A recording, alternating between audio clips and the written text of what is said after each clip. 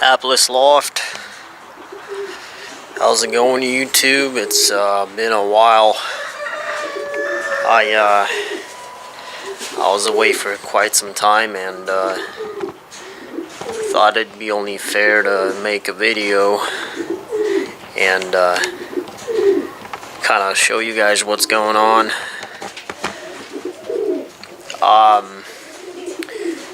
As of last year, I started selling out the loft, and around September, I took off to back to California.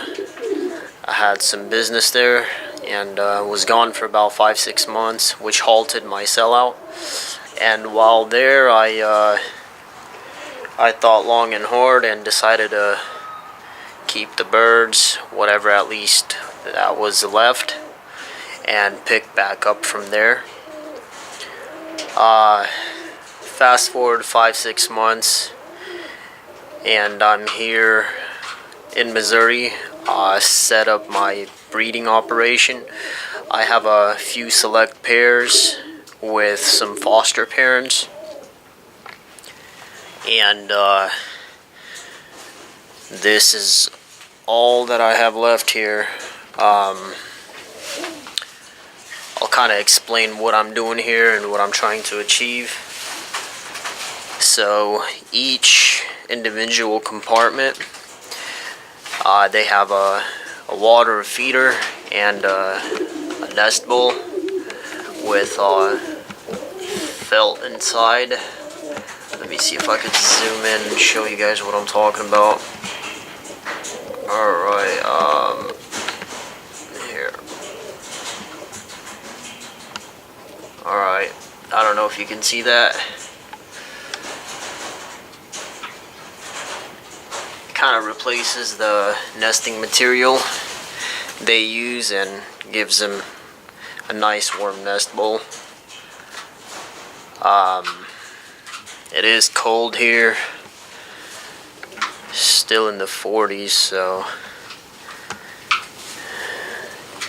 slightly cold, slightly colder than what I've been used to for the past half year or so. But this system here is going to be used in fostering a few selected pairs. Let's set this pair as an example. I pair all these birds up here, all identically at the same time, and if I were to want to foster this pair's eggs, I'd pool their eggs once they're laid, and these here would be probably laid at the same time. So I would pool these, this clutch here, and replace them with this pair's clutch of eggs and toss the two. The most convenient way. And what would happen is this pair would go ahead and lay another round from 10 to 15 days apart.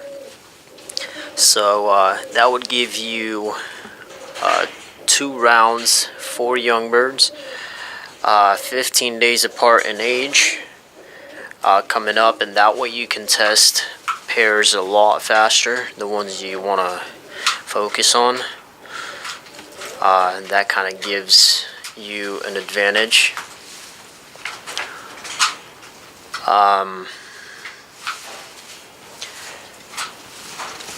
And if you do want to use the stallion system, I have a previous video of how I used mine and how it was constructed. A really nice setup. It works really well.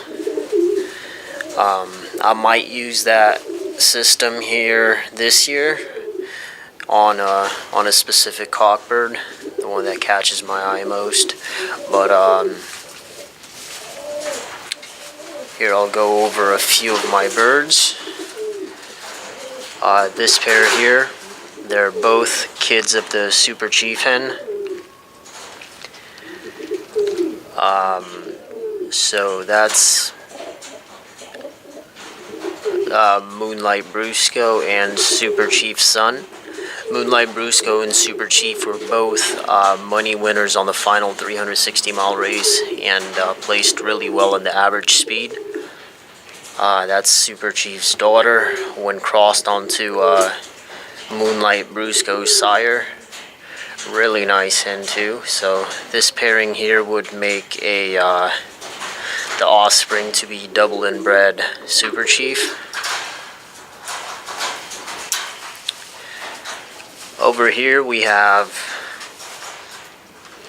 a really nice pair, and this cockbird's a new cockbird that I got to try crossing onto the family of birds I've been working on. So that cockbird there is Einstein's son. Einstein's the top son of Rocket and Mona Lisa, and from the dam side, the dam is the full sister of Mike Has a Very Good One, which is a daughter of Wolverine, making this cockbird grandson of Wolverine.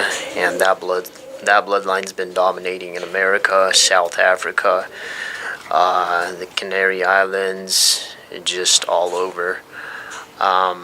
This hen is the dam of Super Chief, and she is the dam of my best bird that was sent to the One Loft race last year.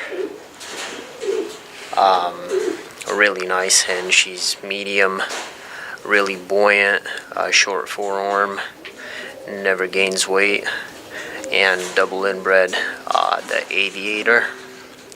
Really nice hen. So we'll cross that and see how that works. This here is Super Chief, and she's being line bred to a double grandson of the Rocket. I don't know if you guys know that Super Chief has some Rocket from her sire's side, so we'll fly them line bred and see how they perform. They should perform well. I mean, really nice pair here.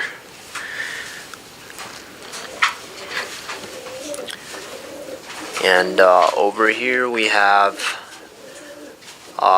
full brother of the cockbird in that left corner there. He's again full brother, meaning son of Super Chief and Moonlight Brusco. I named him Super Brusco, and he was actually posted on Pigeon but didn't end up selling, so I put him to breed with a daughter of the Perfect Storm, and she is a product of the Perfect Storm paired onto his dam. She's a really nice hen, really buoyant, soft feathers. So this here would be a inbred, line bred cross, so their young should be hybrid flyers, and that's what we all look for, the vitality of a hybrid. And I'll have some local flyers test them for me, or send them to the One Loft race. We'll see. Since I won't be flying this year, I'm just gonna have people test the birds for me, by me gifting them small kits or so. Here we have Moonlight Brusco himself. He was 4th average speed, 9th on the final 360-mile race at the spring break, and him being bred onto his half-aunt, who's line bred Aviator. Really nice hen. Down below here we have also some line breeding going on. This cockbird and this hen's dams are sisters. This cockbird was my best. He bred my best bird in 2018 at the One Loft race. That bird was really consistent. His name was Chief Black. Raced at the Apple Cup Classic. He scored equal first on the first race. Was I believe 45th or 43rd on the second race. Was doing really well, and then they had a smash race. Chief Black came back really late, and after that he didn't perform the same. Honestly, don't know what happened. Maybe it was, he might have been hurt, he might have been sick, or just pigeon racing's pigeon racing. You never know. But I think he has the right tools to be a good breeder. And this hen's full brother, he bred a equal first on the final Hoosier Classic $1 million race last year, and that bird won $20,000, a nice sum of money. So this should be a really nice line breeding, which I'll probably utilize the offspring and cross them onto my my current family I've been working on for 5 years. So that's kind of what's been going on. A lot of birds sold, a lot of birds that I kind of regret selling, but again, it's the pigeon sport. Sometimes you get rid of birds that are your key birds or some of your best, and you just kind of gotta keep going and work with what you have.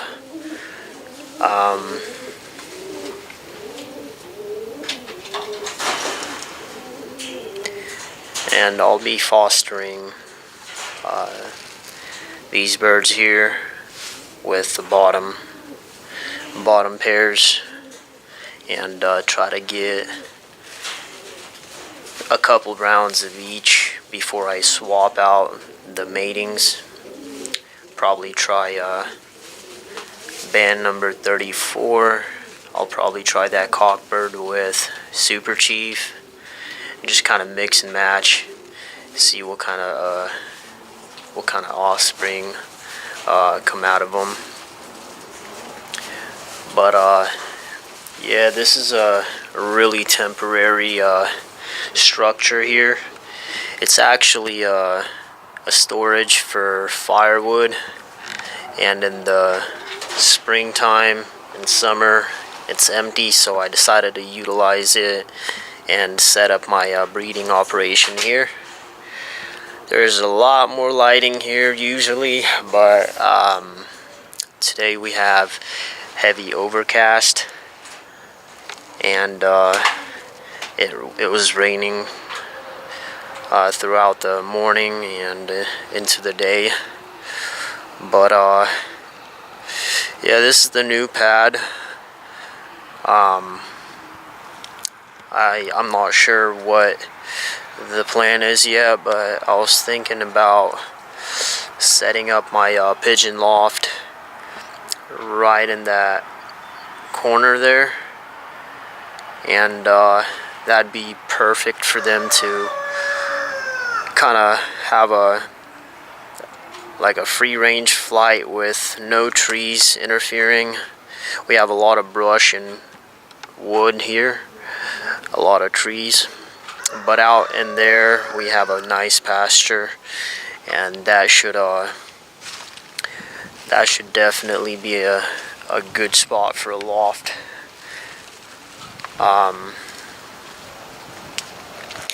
But yeah, this is also temporary, but we had to start breeding. We are already late in the season. It's middle of March, so I had to pick it up and get this going as soon as I got into town. Anyway, I appreciate you guys watching. I wish you guys luck in the 2019 season, and we'll see. Maybe if I have the time, I'll try to update you guys a little more, and maybe I'll do a episode on how I choose my young for the one loft races, what I look out for, and maybe that will kind of give you guys a little insight on how it's done, well, at least for me, and maybe it'll help you select your young for the one loft races. Anyways, thanks again for watching. Take care now. Bye.